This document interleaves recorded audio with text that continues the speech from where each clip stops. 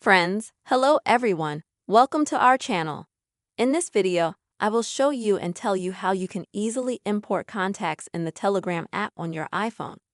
Friends, please don't forget to subscribe to our channel and also be sure to write your comments after watching and put your likes under this video. And friends, let us get started with you. And in order for you to be able to import all the contacts that you have on your device in the Telegram app, you'll need to first go to Settings on your iPhone. Now scroll down to the bottom. And at the bottom, find the App option. Next, scroll down to the bottom.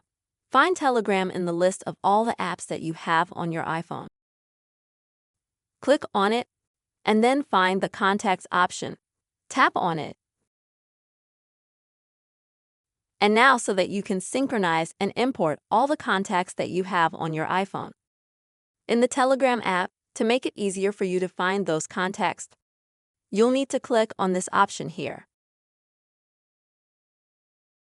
And all the contacts you have on your iPhone will be automatically scanned by the Telegram app.